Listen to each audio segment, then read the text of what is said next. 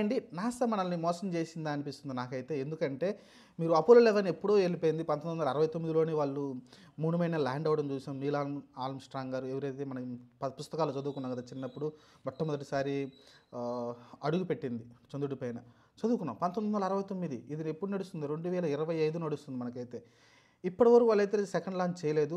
ఈ డౌట్ ఇప్పుడు ఎందుకు నాకు కలుగుతుందంటే చాలామంది చెప్పుకొచ్చారు కానీ నిజంగానే ఎందుకంటే అంటే చిన్న చిన్న వాళ్ళే పెద్ద పెద్దోళ్ళు అయితే పెద్దగా విమర్శలు చేయలేదు కానీ నాసా పైన అది నిజంగా ఫేకు అదంతా క్రియేట్ చేశారని చెప్పుకొచ్చారు కొంతమంది అయితే.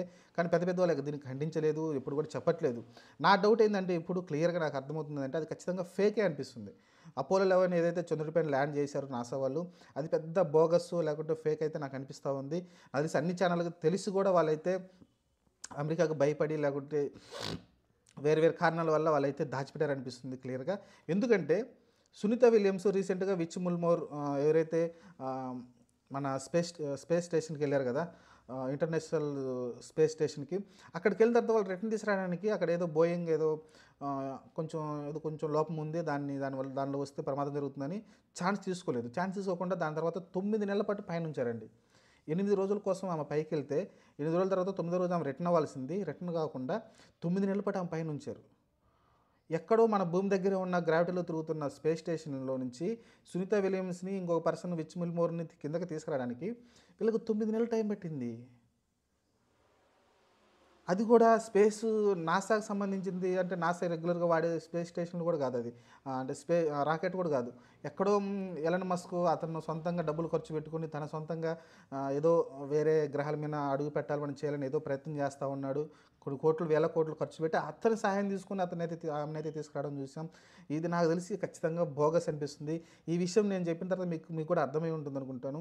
ఇక్కడ మన భూమి చుట్టే తిరుగుతున్న కొన్ని కిలోమీటర్ల దూరంలో ఉన్న సునీత విలియమ్స్ని కింద తీసడానికి 9 నెలలు పెడితే వీళ్ళు చంద్రుడి పైనకి వెళ్ళారు. అప్పుడే చంద్రుడి పైనకి వెళ్ళి అక్కడ దిగి మళ్ళీ సేఫ్గా వెనక్కి వచ్చి భూమి మీదకి వచ్చారా. ఇది నాకైతే ఆశ్చర్యం కలిగించిందండి.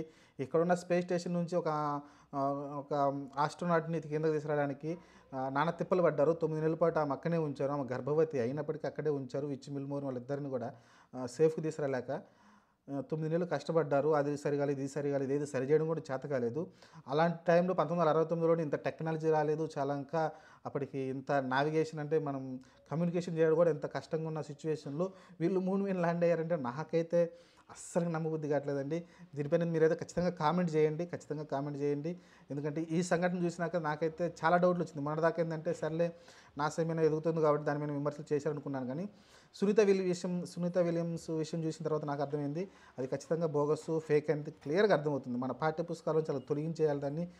అసలుకి అబద్ధం నలిసి క్లియర్గా అర్థమవుతుంది. మన పక్కనున్న మన స్టేషన్ నుంచి మన మనుషులు తీసుకొచ్చి సేఫ్గా తీసుకెళ్ళడానికి ఎంత కష్టపడుతుంటే వీళ్ళు వెళ్ళి చంద్రుడి మీద ల్యాండ్ అయ్యారంటే నేనైతే నమ్మలేకపోతున్నాను అండి. మీరేమంటున్నారు కామెంట్ సెక్షన్లో చేయండి. ఎందుకంటే ఇది నాకు నిన్న సాయంత్రం తట్టింది.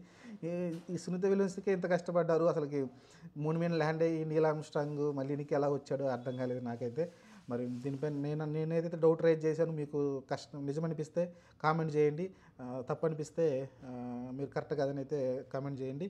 ఈ వీడియో నచ్చితే నా ఛానల్ లైక్ చేయండి, షేర్ చేయండి. Thank you.